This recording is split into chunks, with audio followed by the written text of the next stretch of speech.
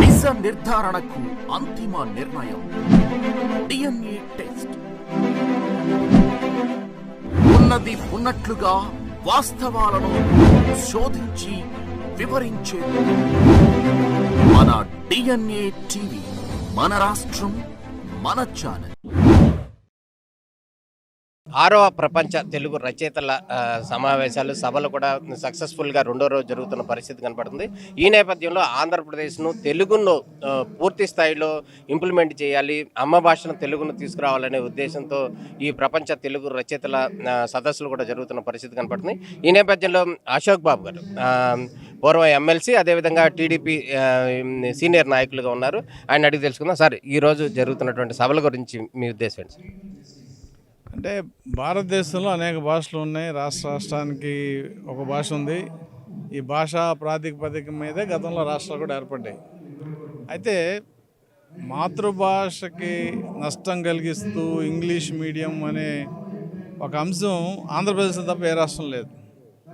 ఇది తల్లిదండ్రుల మోజనాలో లేదంటే బలహీనత నాకు తెలియదు, కానీ ఇంగ్లీష్ మీడియం మీద విపరీతమైన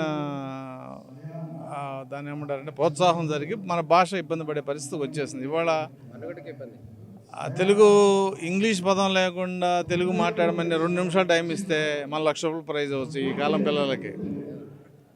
ఎందుకు ఇది జరుగుతుందనేది విద్యావేత్తలు ఆలోచించాలా.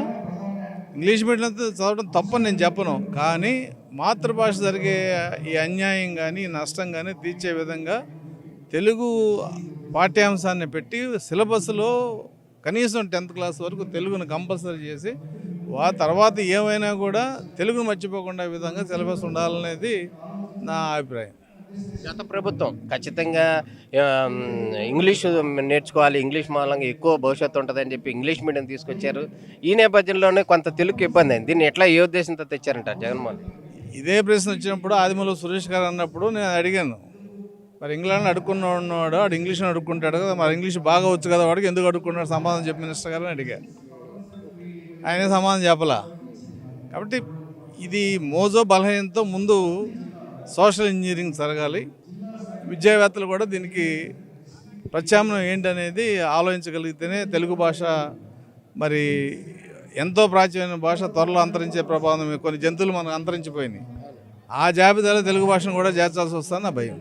ఇప్పుడు ప్రత్యేకంగా కనుక ఆంధ్రప్రదేశ్ ముఖ్యమంత్రి నారా చంద్రబాబు నాయుడు, అదేవిధంగా deputy CM Pawan Kalyan, NDA ప్రభుత్వం వచ్చిన తర్వాత అంటే గతంలో కూడా తెలుగుకి ఎంతో కొంత ఆదరణ ఉంది, తెలుగు భాషా సంఘం లాంటివి పెట్టారు. కానీ గత ప్రభుత్వంలో మాత్రం ఓన్లీ నామినేటెడ్ పోస్టులుగా రాజకీయ లబ్ధి కోసమే వాళ్ళనే ఆ పోస్టులో పెట్టారు. ఆ విధంగా నష్టం జరుగుతుంది. ప్రస్తుతం ఈ కలయిక మూలంగా కూడా తెలుగుకి మంచి ఖ్యాతి వచ్చిందని చెప్పి మండల బుద్ధ ప్రసాద్ నాయకులు చెప్తున్నారు. అంటే ముఖ్యమంత్రి స్థాయిలో ఎన్టీ రామారావు గారు ఉండగా తెలుగు విశ్వవిద్యాలయం, తెలుగు అకాడమీ, తెలుగులోనే ఆఫీసు ప్రత్యుత్తరాలు జరపాలని, తెలుగు టైప్రైటర్లు ఇవ్వడం ఇవన్నీ జరిగినాయి.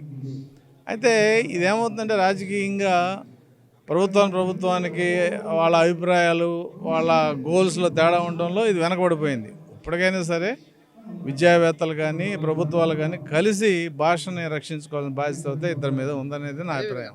ఎన్జీఓ అధ్యక్షులుగా కూడా మీరు గతంలో పనిచేశారు. విద్యా విధానంలో కూడా ఎటువంటి మార్పులు రావాల్సిన అవసరం ఉందంటారు? ఆ విధంగా ప్రభుత్వాలు కృషి చేయాలండి. ఇప్పుడు గత ప్రభుత్వం నూతన విద్యా విధానం అమలు చేసి చాలా ఇబ్బంది పడ్డారు. ఇప్పుడు దాన్ని సరిచేసే ప్రక్రియ ఇప్పుడు ప్రభుత్వం చేపట్టింది. బహుశా వచ్చే విద్యా సంవత్సరం నుంచి ఈ మార్పులన్నీ కూడా సరిచేసి అనుకూలమైన విద్యా విధానం ప్రవేశపెడతారని చెప్పి నమ్మకం నాకుంది. ఖచ్చితంగా జరగాలి. భాష అనేది మనకి కమ్యూనికేషన్ చేసుకోవడానికి ఉపయోగపడే ఒక అంశం. అది ఇవాళ FM రేడియోలో తెలుగు కానీ ఇంగ్లీష్ కానీ వింటే నాకు చాలా బాధ వేస్తే, అసహ్యం కూడా వేస్తుంది. ఎటుపోతుంది సమాజం? మనం అదే మీరు మలయాళం కానీ కన్నడం కానీ లేకపోతే తమిళం కానీ వెళ్తే ఆ భాషను చాలా గౌరవిస్తారు వాళ్ళు.